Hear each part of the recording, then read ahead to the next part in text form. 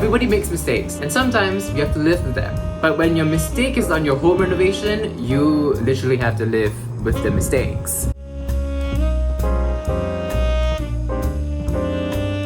Hello beautiful people, it's the Queen of Random Content, Marcus, and in today's video, I'll be discussing some of my renovation regrets with you guys in the hopes that you don't make the same mistakes as I did. There is this couple on YouTube, I'm not gonna call them out, but if you know, you know. They're doing like home renovation content, and while I love to see that kind of content, like during the renovation process, after the thing is already built, they would change their mind, have it dismantled, and rebuild something else. Like doing that once is okay, but like they've done it quite a few times, and I wanted to dismantle the shelves in my laundry area for something else. It was gonna cost me a few $100s. So if you wanna save some money on your renovation process and move into a home that you're happy to live in, then this video is for you. So let's dive right into my renovation regrets. So the first one I have, I'm sorry if I'm looking to the side. I'm sorry if I'm looking to the side, my script is here. So the first is choosing a matte finish for my cupboards. So when you choose a finish for your laminate for your carpentry, the carpenter would ask you, do you want to do a glossy finish or a matte finish? So I've actually opted for a matte finish for my bedroom wardrobe as well as my kitchen cabinet. And this is where things go downhill because a matte finish is kind of uneven. Because it's an uneven surface, it's actually really difficult to clean, especially for my kitchen cabinet. Gosh, it is an oil magnet because we do some heavy cooking in this house, and we have to buy a special like spray to wipe down the oil to make sure it looks nice and clean, because with the buildup of oil it just looks so disgusting and gross. And for the bedroom, it might look okay on camera, but like on close inspection, there's just some marks that are so difficult to get rid of. Like you can't just wipe it off. You really need a special solution. Like even the carpenter was like, I think it was turpentine or like, it was like some weird chemical to use, and I was like, what if I end up destroying the laminate, right? So I was like, you know what, I'm just gonna let it be. I'm gonna pretend it's rustic and cool, but it's just so difficult to clean. But I will say that I do like the matte look in my bedroom because it diffuses light and it makes the room feel more comfy and luxurious, well, to me at least. Whereas if I had a glossy laminate, it might kind of bounce light and be extremely shiny, which I don't personally want for my bedroom. So what I would recommend is actually to do a glossy finish for the kitchen because it's easier to clean, and having a matte finish for the bedroom because it will look more comfier as it diffuses light. Number 2 is not planning my PowerPoints properly. So when you start renovating, you have to indicate where you want your PowerPoints to be on your floor plan. And I strongly urge you to think very carefully about this, be very strategic, and having more is better than having less, because number 1, it will cost you a lot to do a new PowerPoint. Number 2, to get it concealed will cost a lot, right? And if you think, okay, I'm not gonna spend that much to conceal the wiring, then the other option is to have like wires run through your house, and you're gonna have this casement around your walls.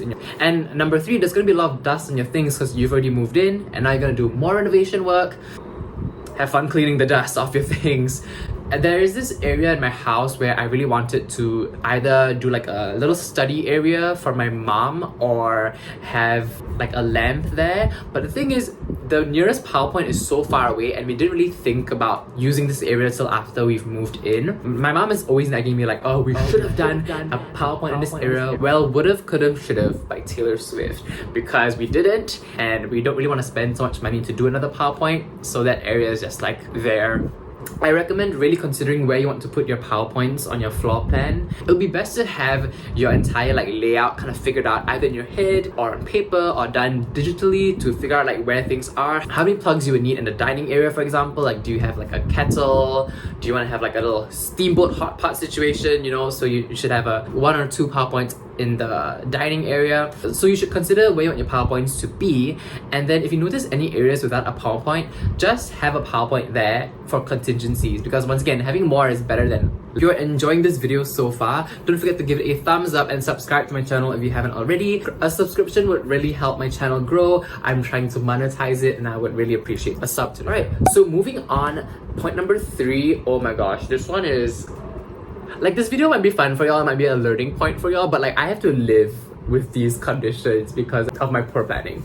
So at the time in the storeroom, I chose to do 2 separate racks because it was cheaper. I thought, let's save some money. Little did I know, because of the bar in the middle, it is so difficult to get things out of there because I have a lot of long containers. Yeah, and I think just getting it custom built where the L shape is open and easy for you to put things in is worth the money. So if you're doing your storeroom, please just spend the money to get it custom built because it'll be worth it in the long run. On to point number 4 is not having a well-lit home. I could do an entire video on this. Let me know if you'd want to see it on lighting itself because there's so much I've learned after moving in. But the lighting situation that frustrates me the most is my dining area lights. We chose to have it like a open light bulb dangling from the ceiling situation because my ID said since we don't have lights in the area beside it, it will be best to have lights bright enough in the dining area to illuminate the entire area. And at the time I was like, oh my gosh, you're so right, this is smart, this is groundbreaking. Let me have open dining lights to illuminate the entire area. It is so bright. It is so glaring. We've actually changed the light bulbs. It used to be like clear light bulbs and now we had it frosted to make it a bit more bearable. Because it is dangling quite low, it is very glaring and it is worse so at night. If the light is too bright, you kind of get tired more easily. So on, we are thinking of changing these to some dimmable smart bulbs to hopefully mitigate this problem. But for a dining area, I would definitely suggest choosing lights that kind of direct the light downwards to your food so the light doesn't kind of like go everywhere. Also, do avoid having overhead lighting because it is very glaring and not flattering. Lighting is very important. Like, it can change people's perception of things, and when you have guests over, you want to look good for them. You know, you want to make sure you're well lit. I don't have many rules for my house, but I do have one, and that is that we never, ever, ever, ever, ever, ever use the big light. And I would take a picture at my friend Avni's house, and I always wondered, why do the pictures in her house slap so hard? And that's because she uses recessed lighting. So basically the lighting kind of like bounces off things and goes to you. So the light is more diffuse and less harsh and definitely more flattering. And I say if you have the budget, definitely do recessed lighting with the false ceiling to make the home more comfy. A cheaper alternative are the track lights because they're like little spotlights, right? So they would kind of direct light to the wall, bounce off the wall and go to you. So the light is more diffuse and more flattering and less harsh. I know you might think I'm being narcissistic for being like, oh, I'm thinking about the aesthetic quality of the lighting in my home. But if the lighting is diffuse and less harsh, it is definitely going to make you less tired when you're doing work in your living room, for example. So my regret is definitely having my dining area lights, and I would recommend for you guys to do recessed lighting or track lights in your own home. Moving on is not regrouting the kitchen tiles. We chose to not change the tiles in the kitchen because to demolish and then retile would cost a lot of money, and we thought the tiles look pretty good and they're white, so they can go with anything. So we just chose to overlay the backsplash so we have like a nice pop of color in the kitchen.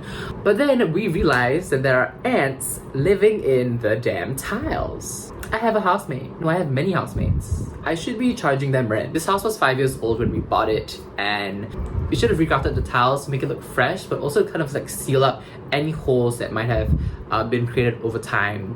And now I have ants living in my tiles. Periodically, I would just go there and like spray the inside to kind of kill them.